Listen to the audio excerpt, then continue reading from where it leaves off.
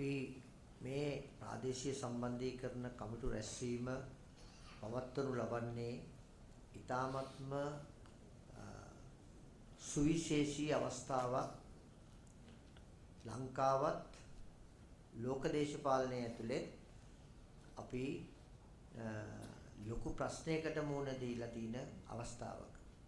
විශේෂයෙන්ම මේක ප්‍රාදේශීය සම්බන්ධීකරණ කමිටු රැස්වීම නිසා ජාතික වශයෙන් වැදගත් වූ කාරණාවක් පිළිබඳවත් පොඩ්ඩක් මතක් කරමින් මේ සාකච්ඡාව අපි ආරම්භ කරමුයි කියන ප්‍රවේශය මම ගන්නවා.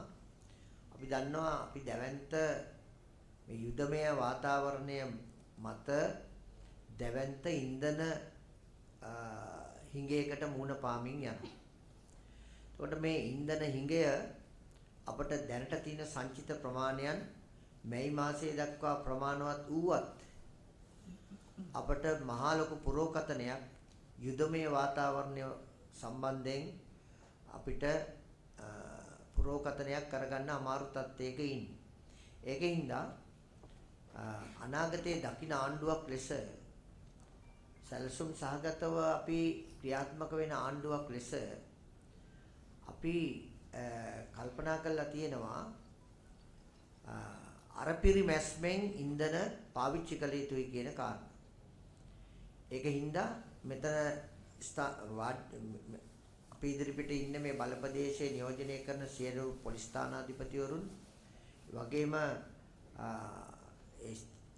ඒ පිළිබඳව ඉහළින් ඉන්න පොලිස් ස්ථානාධිපතිතුමත් ඉන්නවා. ඔවුන් ඉන්න වෙලාවේ මේ වෙලාවේ කියන්නේ අපි පොදු ජනයාගේ අභිලාෂය වෙනුවෙන් ඉන්ධන පරිහරණය කළ යුතුයි. ඒක නිසා අපිට පහුගිය දවස්වල ආපු ආරංචි ප්‍රමාණයක් තිබුණා.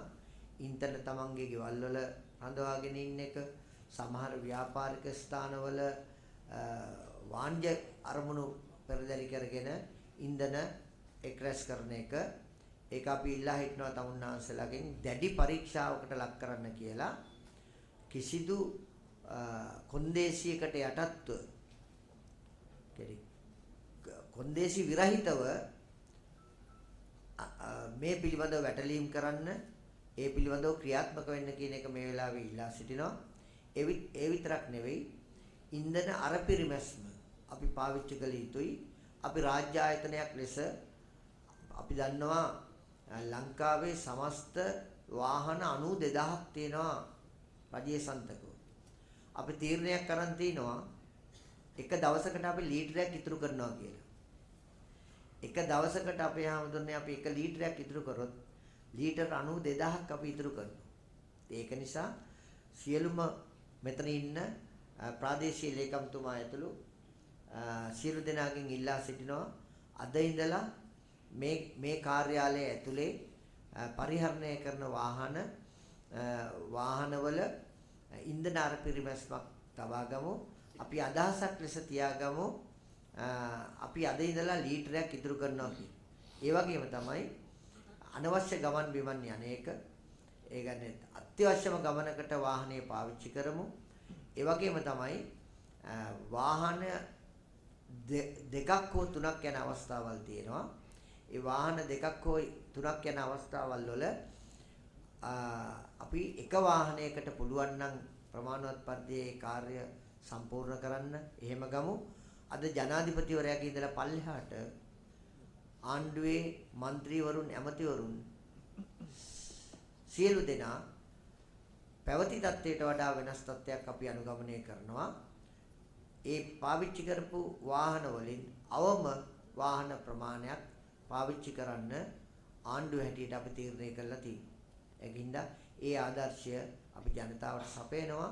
ඒ විතරක් නෙවෙයි රාජ්‍ය සේවකයන්ට මේ පූර්වාදර්ශය මත පදනම්ව තමන්ගේ වැඩ කටයුතු කරන්න ඉස්සරහට අවස්ථාවක් එළඹෙනවා. ඒක නිසා අපි අද සිට එක කාර්යයක් ආරම්භ කරමු. තෙල් ලීටරයක් මේ කාර්යාලයේ වාහන වලින් අද ඉතුරු කරනවා කියලා. ඒ සංඥාව අපි මේ ප්‍රාදේශීයව නෙවෙයි ජාතික තලයකට අපි ආදර්ශයක් දෙන විදිහට අපි කටයුතු කරමු කියන ඉල්ලීම මේ අවස්ථාවේ මුලින්ම කරනවා. එතකොට ඒ වගේම තමයි